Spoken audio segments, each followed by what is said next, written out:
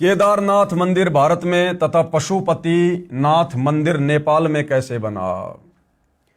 अब ये क्या रहस्य है कि जो केदारनाथ मंदिर है वो भारत में है तथा पशुपति नाथ मंदिर नेपाल में है।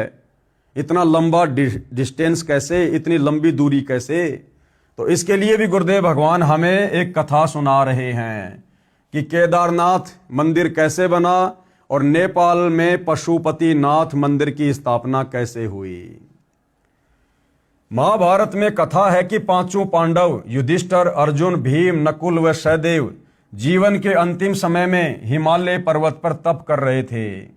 अब बताओ, तप करना ना वेदों में लिखा है ना गीता जी में लिखा है। और भाइयों और बहनों, तप करने के लिए खुद गीता का ज्ञान देने वाला काल भगवान मना कर रहा है। अब बहुत सारे भाई बहन जो ये कहते हैं कि भाई गीता का ज्ञान श्री कृष्ण जी ने बोला है। चलो आपकी बात बड़ी करते हैं, गीता का ज्ञान श्री कृष्ण जी ने बोला है, लेकिन गीता का ज्ञान देते समय श्री कृष्ण जी तो तप करने के लिए मना कर रहे हैं। श्री कृष्ण जी तो कह रहे हैं भैया तप करने वाला मुझे दुखी करता है, तप करने वाला मुझे दुखी करता है।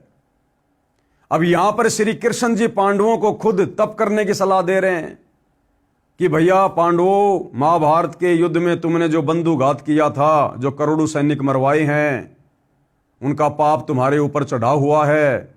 अगर तुम वो पाप धोना चाहते हो तो सारे के सारे पांडव अंतिम समय में हिमालय में जाकर तपस्या करके गल जाओ, समाप्त हो जाओ, शरीर छोड़ दो। तो एक तरफ तो तुम्हारे श्री कृष्ण जी गीता जी में तप करने को मना कर रहे हैं और दूसरी तरफ तुम्हारा वही कृष्ण पांडवों को तप करने की सलाह दे रहा है। तो ये दोगली बात कैसे? तो ये दोगली बात नहीं है। श्री कृष्ण जी को तत्व ज्ञान नहीं था। श्री कृष्ण जी का धार्मिक गुरु दुर्वासा था और दुर्वासा खुद शास्त्र विरुद्ध साधना करता था, घोर तप करता था। और महाभारत में अर्जुन को जो ज्ञान दिया गया था वो श्री कृष्ण जी के शरीर में प्रेत की तरह प्रवेश करके इस काल ब्रह्म ने दिया था। इसके अलावा भाई और बहनों और भी बहुत सारे रहस्य हैं कि वो तप करने से काल दुखी होता है या फिर वो पूर्ण परमात्मा सत्य पुरुष कबीर देव दुखी होता है। खैर ये बातें आपको धीरे धीरे समझ में आएंगे जब आप अध्यात्म में आगे बढ़ेंगे।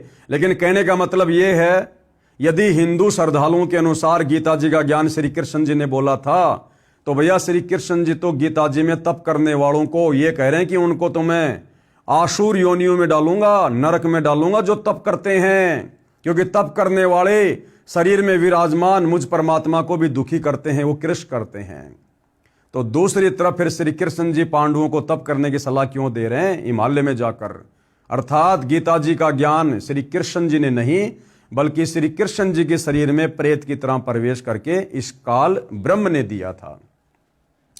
तो ये जो तप करने का विधान है ये शास्त्रों के विरुद्ध है।